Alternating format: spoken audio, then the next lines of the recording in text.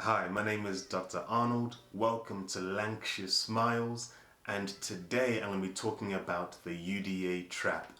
Why you don't want to focus so much on the UDAs that you're going to be completing in a year. Wait until the end to find out why, but we're going to get started on the fact that less is more. So what are UDAs? UDAs are the units of dental activity. It's what NHS dentists get paid by. As a foundation dentist, you have absolutely no clue how many UDAs you can achieve in a year. So it makes it very difficult for you to decide how many UDAs you're going to sign up for when you become an associate. If you decide to go to the hospital, become a dental core trainee, you don't have to worry about UDAs. Maybe if you go into private practice after your foundation year, you don't have to worry about UDAs. But if you're like me and you went into general practice, then you do have to be concerned about UDAs and how many you can reasonably achieve. So for myself, I ended up choosing to take on 5,000 UDAs per year. My UDA contract was at £11 a UDA, which was pretty good for my area in the northwest in Lancashire. So that gave me a good starting point. I had colleagues who were taking on many more UDAs, some taking up to 7,000, 8,000. But I knew for myself that I didn't want to be under the pressure of having to meet a big target in my first year, whilst I'm still trying to adapt and get used to working as an associate. And the beautiful thing about working as an associate is that you have the potential to readjust the number of UDAs, the number of days you're working. So in my opinion, it's always better to start with less. So that's the first point, that less is more. It gives you that breathing room to grow into the practice you're joining, to really get to know the patients that you're treating, the patients in that area, to get to know the nurse that you're going to be working with, and just for you to have a nice transition into life as a dental associate. Now, one of the hard things about becoming an associate and being self-employed is that you never know how much you're going to earn from month to month, and that's a good and a bad thing. It's a bad thing because if you like to budget, if you like to know how much money you're going to have to do certain things, it's going to be very difficult to do that working as an associate who's self-employed. The good news is that it gives you scope and an opportunity, a capacity to grow your income and how much you earn every month because of that setup of being a self-employed dentist.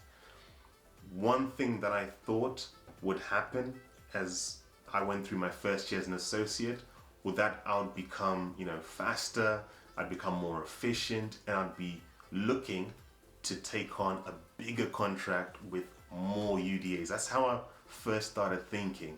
But actually what I realized was that even though I was becoming more efficient, I was becoming faster, I was able to do the job more confidently, that I was now getting the opportunity to carry out more private work, whether it was a private filling, whether it was Invisalign orthodontic treatment, whether it was whitening for patients. What I was finding was the amount of private work I was starting to do was growing. So even though I was more efficient as a dentist later on in the year, in my first year as an associate, that didn't necessarily mean I was completing more UDAs. Instead, I was now having the capacity to take on more patients for private work. So now my mindset has changed in that the NHS income that I do earn, the goal really is to have that as a stable income that you can budget on, that you can live off of.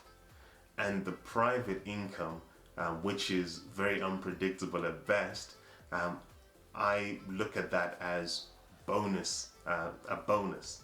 So extra income that can be used to save, that can be used to invest, whether you're looking to get a house, property, whether you're looking to invest in a business, something on the side.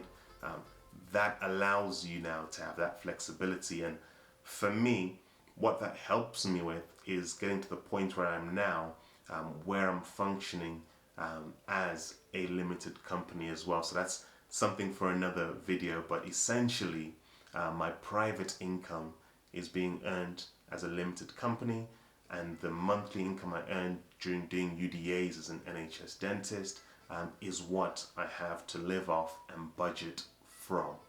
And essentially what that helps me with is my plan to one day own a dental practice. So there's an aim, there's a goal to that. But it's just good to get into that habit of actually, can I live off of my NHS income, and can I save, invest, do other things with my private income? One of the bonuses of working as an NHS dentist, or part of your work being NHS, especially for the females, is the fact that you can get maternity pay.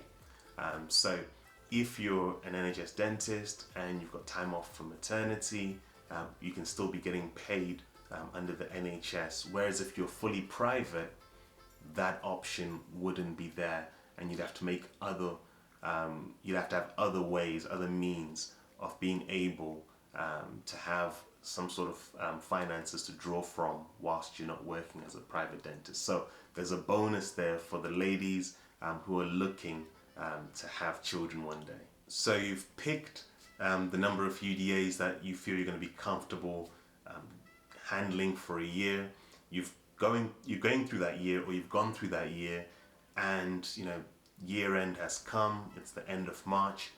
You have the opportunity to potentially renegotiate your UDA contract, the rate that you're getting, or even the number of UDAs that you're carrying out. You might find that you actually want to have less days at work, so maybe you might choose to reduce the number of UDAs. Or maybe you still want to work 5 days a week, but you're taking on more private work, so you want to reduce the number of UDAs that you're taking on, and that's something that I've done, and that can work as well. Or you might find that, you know what, I actually want to take on many more UDAs. Maybe you went through the year and you surpassed the number of UDAs that you were doing, and you're comfortable taking on even more UDAs. So that's one thing to bear in mind, that just because you selected a certain number of UDAs for your first year as an associate, it doesn't mean that that's always going to be the number of UDAs you do. You can always adjust after the year. So there's that flexibility as well. So I hope that's been helpful. Number one, that less is more. You don't have to take on a big UDA commitment. Number two, the fact that as you're going through your first year, you might find that, yes, you're becoming more efficient, you're doing more UDAs, but maybe you're taking on more private work, and maybe you're at a good balance with the number of UDAs that you've got. And lastly, the fact that you can always reevaluate at the end of the year and change things to meet with your circumstance, with your ambitions, with your goals.